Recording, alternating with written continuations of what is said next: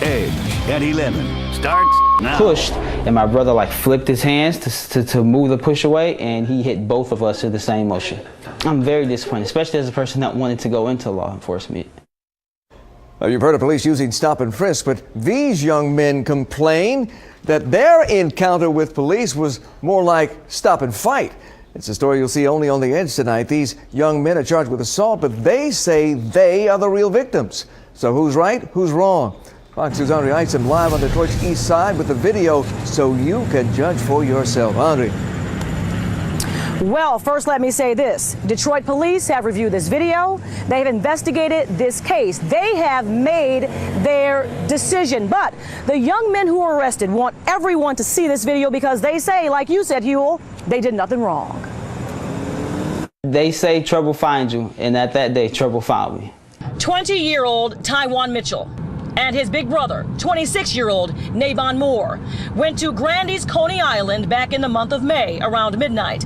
This cannot be proven, but Mitchell says they were being profiled by two Detroit cops in this cruiser, who he claims were tailing them close behind. I have no record, so I wasn't really worried. They pulled in behind us. I got kind of nervous, but then they backed away, so I thought everything was cool. You see in this surveillance video, the two brothers are by the counter, and the officers come in. They asked me what did I say to them in the parking lot. I didn't say anything. I was talking to my brother, and I just said, wow, that's crazy. They almost hit my car. And me and my brother said, okay, and turned around. We thought that was the end of it. But it was not over. Shortly after, one of the officers asked the guys for ID. I said, well, what are you going to do with my ID? Please, can you tell me what you're going to do with my ID? And, tell me what I'm doing wrong. Name one thing that we did wrong in this Coney Island. The brothers were yelling, insisting on getting answers to why they were being questioned by the cops, saying they know their rights because one is in college for criminal justice, the other studying law. Then, all of a sudden. And pushed, and my brother like flipped his hands to move the push away, and he hit both of us in the same motion. He socked both of them momentarily, bang, bang, in the jaw.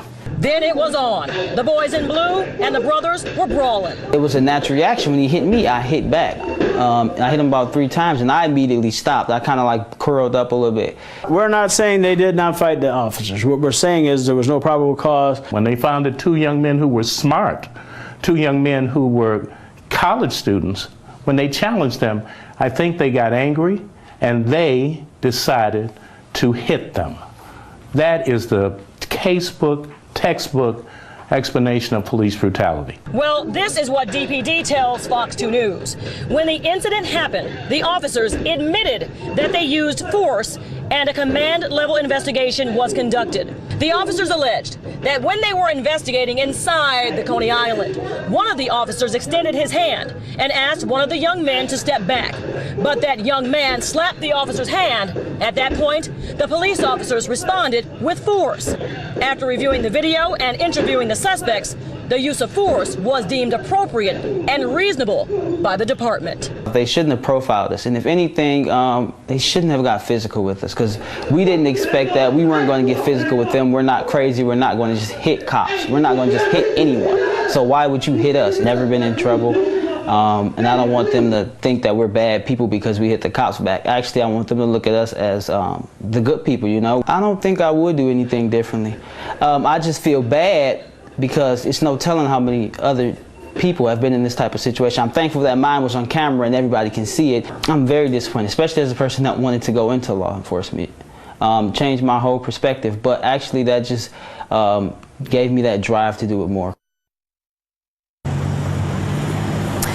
Well, DPD wanted to point out that when you slap away or move away an officer's hand, that is assaulting a police officer, which is a crime. Now, a police source I talked with tonight who works with those two officers in the video say they are both good cops, good street officers.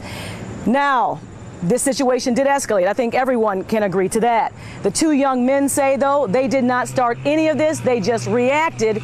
And again, they contend they did nothing wrong that night. And you only heard from one of the brothers because the other's back in Texas, back in college. Huel. Andrea, from that video, I don't want to say who's right and who's wrong here. I think a jury or a court may have to make the final decision on that. But I do want to know about the explanation for why the officers confronted the young men at that restaurant in the first place. Why? Okay, I think, you know, and that's what we've asked on both sides of this, and both sides have a different story.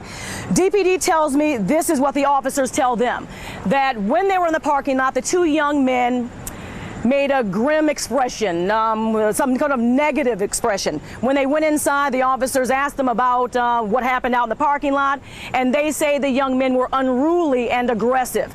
Though the young men say the tape and the audio disproves that. So you have two very different stories, and both of them say they did the right thing. Well, let's hope somehow this will be resolved. You know, I can remember former police chief Isaiah McKinnon telling me that he was beaten when he was 16 years old by a Detroit police officer. But instead of getting mad, he went into law enforcement and tried to change the DPD from the inside. So who knows? And that's what Mr. Mitchell wants to do. So we'll see what happens. All right. Andrea, thank you.